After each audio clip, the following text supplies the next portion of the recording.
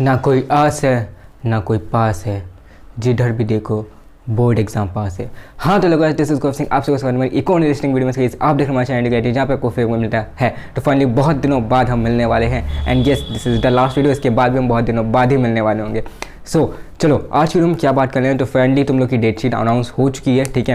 And भाई अब बहुत ज़्यादा डर लग रहा होगा ना, पता चल रहा होगा कि भाई इतने कम डेज बचे हुए, अब मैं कैसे मैनेज करूँ, बिल्कुल भी मुझे याद नहीं है, क्या ही सिलेबस भी नहीं कंप्लीट हो रहा, क्या करने वाले हैं, कैसे होगा बोर्ड एग्जाम में, क्या कर पाएंगे, अच्छे मार्क्स आएंगे या नहीं। तो बहुत ही सारे क्वेश्चन होंगे तुम्हारे, ठीक है। उन सब का आंसर तुमको इस एक वीडियो में मिलने वाला है और ये एक वीडियो मिलने वाली और एक सबका निचोड़ होने वाली है, ठीक है। तुमको get is a best video, ठीक है। तो चलो वीडियो को स्टार्ट करते हैं। वक्त और किस्मत पर कभी घमंड मत करो, वक्त और किस्मत पर कभी घमंड मत करो, सुबह उनकी भी होती है जिन्हें कोई याद नहीं करता। हाँ तो भाइयों बहनों, ये सिर्फ टॉपर्स की ही सुबह नहीं होती है, तुम्हारी भी सुबह होती है। सिर्फ टॉपर्स ही अच्छे मार्क्स नहीं ला सकते, तुम भी अच्छे मार्क्स ला सकते हो। तुम्हारे माइंड में बहुत सारे क्वेश्चन चल रहे होंगे कि क्या मैं अच्छा कर पाऊँगा या नहीं कर पाऊँगा, तो ऐसा बिल्कुल भी नहीं है, ठीक है। तुम अच्छा कर ले जाओगे, बट यही क्वेश्चन उठा कि हम कर पाएंगे, ठीक है। अब इतने कम दिन बचे हैं, क्या अभी हम कर पाएंगे? तो मेरे हिसाब से शायद ये नहीं, क्योंकि अगर तुम ये सोचो कि प्री बोर्ड के मार्क्स में बहुत ख़राब आए, प्री बोर्ड्स में ऐसा हो गया वैसा हो गया, अब मैं नहीं कर पाऊंगा, तो अगर तुम उस हिसाब से चल रहे हो ना तो तुम नहीं कर पाओगे। तुम्हारा माइंडसेट पहले से बन चुका है कि तुम नहीं कर पाओगे।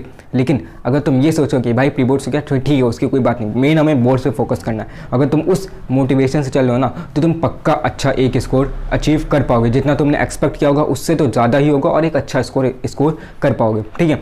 तो यहाँ पर बात आती है कि हमें करना क्या है, कैसे हमें करना है। तो सबसे पहले हम यहाँ पे एनालिसिस करेंगे, ठीक है, कि तुम्हारे कितने पेपर में कौन सा पेपर कब है और कितने दिन बचे हुए हैं, ठीक है। तो वो मैं यहाँ पे लिखने वाला हूँ, कितने पेपर में कितने दिन बचे हुए हैं, और फिर हम आगे की वीडियो को स्टार्ट हो। ये है आखिरी का समय, ठीक है।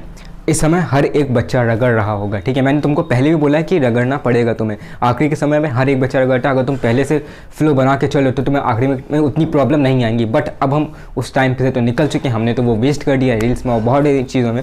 तो अब ये जो एक महीना बचा हुआ है, ये जो 60 से 80 दिन बचे हुए हैं, क्या इसमें हम कुछ कर पाएंगे या नहीं, ठीक है।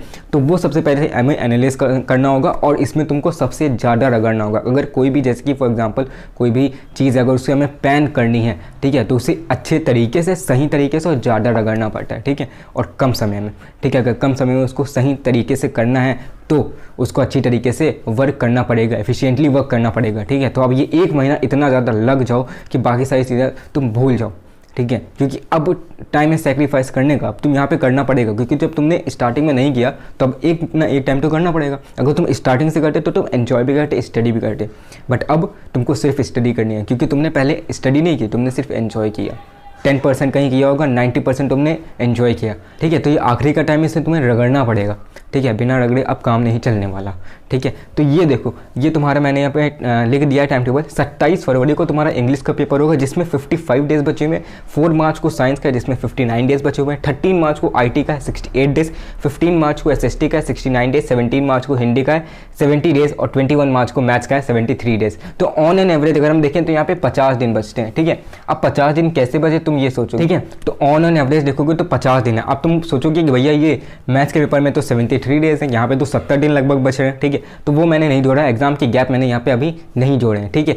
एग्जाम के गैप तुम कहाँ पे यूटिलाइज करोगे? सैम्पल पेपर लगाने में, या तुमने रिवीजन करोगे उस समय बेसिकली, उसमें तुम हर एक चीज़ पढ़ोगे नहीं। अभी मेरा फोकस अभी क्या चल रहा है कि तुमको एक तरीके से पूरा सिलेबस कंप्लीट कराना है, क्या पढ़ना है, कैसे पढ़ना, कौन सी चीज़ को ज़्यादा फोकस करनी है, जिससे कि हम लेस टाइम में एक अच्छा स्कोर अचीव कर पाएँ, ठीक है। तो ये कुछ 60 डेज़ के अंदर तुमको पूरा एकदम अच्छे तरीके से सिलेबस को कंप्लीट कर लेना है, ठीक है। तो ये तो हमने पता कर लिया, ये है पार्ट 1 वीडियो का। यहाँ पे हमने एनालिसिस कर लिया है कि भाई कितने दिन हमें किस चीज़ को देने हैं, कितने दिन किस चीज़ में बचे हुए हैं। अब हम आते हैं पार्ट 2 में कि व्हाट्स इंपॉर्टेंट, ठीक है, क्योंकि अब वो समय नहीं आ गया है कि हम हर एक चीज़ पढ़ें। अब वो समय है जो चीज़ पढ़ें जो एग्जाम के पॉइंट ऑफ व्यू से इंपॉर्टेंट है, वो चीज़ हमें पढ़नी है, ठीक है। तो व्हाट्स इंपॉर्टेंट हम पार्ट 2 में चलते हैं। इंपॉर्टेंट, ठीक है, व्हाट इज़ इंपॉर्टेंट। यहाँ पे अब वो समय नहीं है कि तुम हर एक चैप्टर NCERT से पढ़ने बैठो हर एक line, but you should revise NCERT, ठीक है। रिवाइज करना तो पड़ेगा, ठीक है। अब ये कैसे करोगे? अगर तुम्हारे टीचर ने नोट्स बनवा रखे हैं या तुमने पहले से नोट्स बना रखे हैं, अगर तुमने थोड़ी सी भी मेहनत की है पहले, तो वो आज तुम्हें काम आने वाली है। अगर तुमने NCERT के नोट्स बना रखे हैं ना, तो उनको तुम्हें रिवाइज कर लेने एकदम अच्छे तरीके से। नहीं करे हैं तो यूट्यूब पे तुम देख सकते हो लेक्चर, बहुत सारे शॉर्ट नोट्स या तुमको मिल जाएंगे NCERT के, ठीक है। और बाकी हाँ, इंपॉर्टेंट क्या है वो मैं तुम बेसिकली मेरे चैनल पे जा सकते हो, वहाँ पे मैंने हर एक चीज़ बता रखी है, ठीक है। सबसे पहली चीज़ जो तुम्हारी टर्म 2 की रिवीजन सीरीज़ थी, ठीक है, टर्म 2 की रिवीजन सीरीज़ मैंने करा रखी है, ये तुम स्क्रीन पे देख पा रहे होगे, ठीक है। तो यहाँ पे तुम देख पा रहे होगे कि मैंने टर्म 2 की रिवीजन सीरीज़ करा रखी है। यहाँ पे हर एक चैप्टर मैंने टर्म 2 के जो लास्ट ईयर के थे जितने भी आ रहे तो मैंने हर एक अच्छी तरीके से रिवाइज करवाए हैं, नए नोट्स के साथ, नई नई चीज़ों के साथ, ठीक है। बहुत अच्छी तरीके से समझाए तो वहाँ से उसको समझ सकते हो। जो चैप्टर नहीं है भाई उनके लिए मैं माफ़ी चाहता हूँ, बिकॉज भाई तुमको भी पता है मैं भी 12th में हूँ, ठीक है। तो इस समय हर एक चैप्टर को रिवाइज करवाना मेरे लिए इम्पॉसिबल है, बिकॉज मेरी भी बोर्ड एग्जाम है, ठीक है। तुम जितना मिनट से हो पा रहा है, जितना मैंने कंटेंट दे रखा है उससे तुम रिवाइज कर सकते हो, और बाकी इनकेस कोई चैप्टर मिसिंग है तो तुम उसको कोई भी चैनल से यूट्यूब पे देख सकते हो। ऐसा कोई यहाँ पे पाबंदी नहीं लगी कि तुम इनके चैनल पे जाके देखो, ठीक है। और दूसरी चीज़ लास्ट मिनट टिप मैंने दे रखी है, ये तुम स्क्रीन पे देख पा रहे होगे, ठीक है। लास्ट मिनट टिप्स उनको भी देख सकते हो। यहाँ पे इसमें बहुत ज़्यादा हेल्पफुल चीज़ें तुमको बताई रखी हैं, ठीक है। इसमें तो हर एक सब्जेक्ट की है, ठीक है। इसमें मैंने बेसिकली एक एक क्वेश्चन बताया मैथ्स में कि भाई ये 5 क्वेश्चन कर लो, इनमें से तो आने ही आने हैं बोर्ड एग्जाम में, ठीक है। तो ये 5 से 6 क्वेश्चन तो मैंने हर एक चैप्टर के बताए मैथ्स में 1 से लेकर 15 तक, वो वाली वीडियो देख लेना तुम, ठीक है। तो मीन्स जब तुम चैनल पे जाओगे ना प्लेलिस्ट में, तो वहाँ पे तुमको हर एक चीज़ें मिल जाएंगी। तुम चैनल पे थोड़ा सा स्क्रॉल आउट करोगे, ठीक है, बैक में जाओगे, तब तुमको 10th का बहुत ज़्यादा कंटेंट मिलने वाला होगा, ठीक है। वहाँ पे मैंने लेक्चर्स, इंपॉर्टेंट चीज़ें, इंपॉर्टेंट क्वेश्चन, ठीक है, और जो इंग्लिश में हो गया जैसे कि फॉर्मेट्स हो गए, इंपॉर्टेंट फॉर्मूलाज हो गए, ठीक है, एक हीरोन्स फॉर्मूला का डेरिवेशन हो गया, ठीक है, इंपॉर्टेंट डायग्राम्स हो गए साइंस के, हर एक चीज़ मैंने वहाँ पे दे रखी है, ठीक है। ये हो गया। फिर तीसरी चीज़ मैंने जो करवाई है वो है एसएसटी का रिवीजन, ठीक है। एसएसटी का जो लास्ट में रिवीजन मैंने करवाई वाले तुम देख पा रहे हो, ठीक है। इसमें मैंने बेसिकली इसमें तो हर एक चैप्टर का, हर एक सब्जेक्ट का मैंने हिस्ट्री, सिविक, ज्योग्राफी और इकोनॉमिक हर एक चीज़ का रिवीजन करवाया हुआ है, ठीक है। सारे चैप्टर होंगे, अगर कुछ चैप्टर मिसिंग होंगे तो प्लीज़ उनको तुम देख लेना, बट आई प्रॉमिस कि ये वीडियो बिल्कुल भी तुमको ऐसा टाइम वेस्ट नहीं लगेगी। हर एक चीज़ इंपॉर्टेंट है, तुम कम समय में बहुत ज़्यादा अच्छी तरीके से रिवाइज कर पाओगे, ठीक है। और मैंने ऐसा कोई एकदम लंबे लंबे लेक्चर नहीं बनाए कि 1 घंटे 2 घंटे के, कम समय में एनसीईआरटी बेस्ड एकदम अच्छी तरीके से हर एक चीज़ पढ़ाया है, हर एक चीज़ समझाया है, ठीक है। तो वो तुम जाके देख सकते हो। तो इसलिए अब इस कम समय में तुम अच्छी तरीके से पूरा सिलेबस कंप्लीट कर पाओगे, ठीक है। तो चैनल पे जाओगे, विजिट करोगे, वहाँ पे हर एक चीज़ तुमको मिल जाएगी, ठीक है। और अब हम चलते हैं पार्ट 3 पे, जो part 3 blue print of the question paper. अब इस पार्ट का मैंने नाम ये क्यों रखा है ब्लू प्रिंट, मतलब तुमको 2 इंपॉर्टेंट सोर्स मैं बताने वाला हूँ, जो कि सीबीएसई भाई चीख के बता रही कि भाई इन चीज़ों को पढ़ लो, यहीं से क्वेश्चन आने वाला है, यहीं से घुमा फिरा के सीबीएसई क्वेश्चन देगी, ठीक है। और वो है तुम्हारे पीवाईक्यू और वो है तुम्हारे एसक्यूपी। अगर तुम्हें इसका प्रूफ जानना है ना, तो प्रूफ जानना है ना कि भाई पीवाईक्यू एसक्यूपी कहाँ आते हैं, तो भाई ये देखो, ये है मेरा बायो का पेपर, प्री बोर्ड 1 का, जो अभी रिसेंटली हुआ है। और ये जो पेपर दिख रहा है तुमको, ये है सीबीएसई का क्वेश्चन पेपर। यहाँ पे तुम देख सकते हो दोनों में सेम टू सेम क्वेश्चन आए हुए हैं, ठीक है। तुम यहाँ पे देख सकते हो, ठीक है। तो यहाँ से लेकिन दिमाग में तुम्हारा ये आएगा कि भाई ये तो प्री बोर्ड्स है, बोर्ड्स में कहाँ आते हैं, तो भाई बोर्ड्स के भी क्वेश्चन पेपर मिला के देखना। और एक जो सीक्रेट ट्रिक है वो मैं तुमको बताता हूँ, जब मैं क्लास 10 की प्रिपरेशन कर रहा था, ठीक है, जो 10 साल का पेपर था, फॉर एग्जाम्पल 2022 और 2012 का पेपर देखना, लगभग सिमिलर क्वेश्चन तुमको मिलने वाले होंगे। 2017 और 7 का, 18 और 8 का, 19 और 9 का, ठीक है, ऐसे तुम्हें मिलने वाले होंगे। एक बार तुम मैच करके देखना, तुम्हें पता चल जाएगा, ठीक है।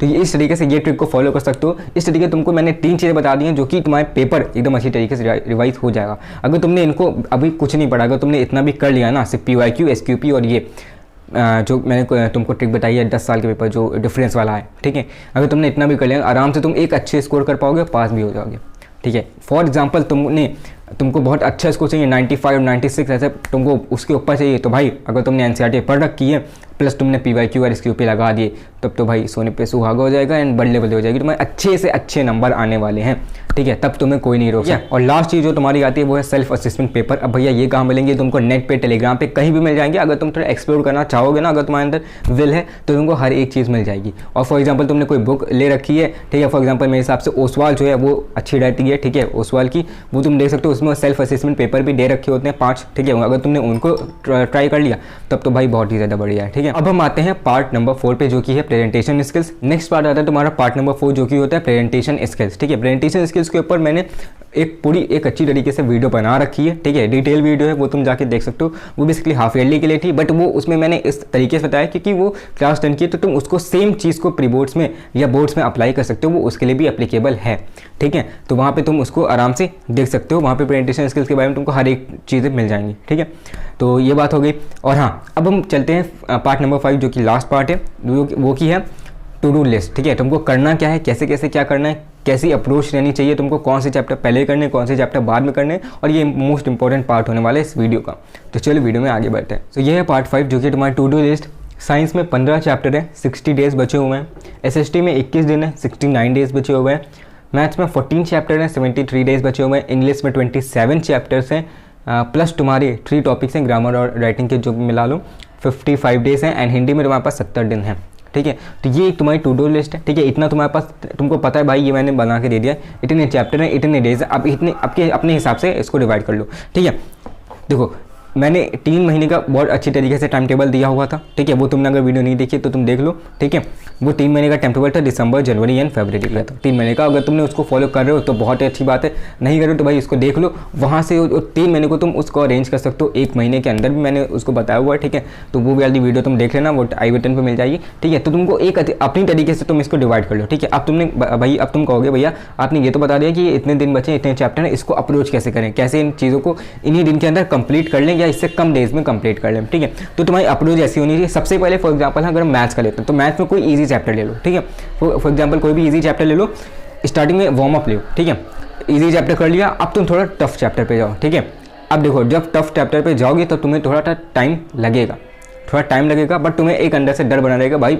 बोर्ड्स पेपर है, कम दिन बचे हुए हैं, मुझे करना पड़ेगा जल्दी से जल्दी। ठीक है, बिकॉज जब हम एग्जाम, पहले तुम्हें क्या करना है, इजी चैप्टर लेना है, वो जो 1 से 2 दिन में अंदर के हो जाए। ठीक है, उससे तुम्हारा वार्म अप आ जाएगा। अब तुम्हें क्या करना है, टफ चैप्टर पे जाना है। टफ चैप्टर पे जब जाओगे तब तुम्हें थोड़ा सा टाइम लगेगा। अगर टाइम लगेगा तो तुम्हारे अंदर डर बना रहेगा, और तुम्हें पता है कि भाई एग्जाम के 1 दिन पहले या जब कम दिन बचते हैं ना, तो हमारा दिमाग ज़्यादा काम करता है। तब तुम उसको क्या करो, तुम्हारी अप्रोच बनी रहेगी, तुम्हारे दिमाग में वो टायर्डनेस नहीं आएगी कि भाई या कल कर लेंगे, बाद में कर लेंगे, क्योंकि वो टफ चैप्टर भी अब तुम्हारे लिए तुमको कम समय में करना है, और ये तुम्हारे दिमाग में बार बार क्लिक करता रहेगा। इसलिए वो उस समय तुम्हारी चीज़ें जो हैं वो तुमको ज़्यादा समझ आएंगी, और दिमाग ज़्यादा उस समय खुल जाता है जब कम डेज बचे होते हैं। ठीक है, तो ऐसे टफ चैप्टर कर लोगे, एक बार हो गया, फिर से इजी चैप्टर पे आओ, थोड़ा सा एकदम काम हो जाओगे, फिर से ऐसे टफ चैप्टर पे जाओगे, ऐसे करके जिससे कि तुम्हारा बैलेंस जो है दोनों तरफ का बना रहे, तुम कहीं भी इधर उधर गिरो ना, जिससे कि तुम इजी चैप्टर भी ना फंसो और टफ चैप्टर पे भी ना फंसो, और इस तरीके से तुम्हारे दोनों चैप्टर एकदम अच्छी तरीके से हो जाएंगे। ठीक है, ये तुमने 50 डेज के अंदर एकदम अच्छी तरीके से इनको कंप्लीट कर लिया। 10 दिन जो बचेंगे उसमें तुमको PYQ और SQP करनी है।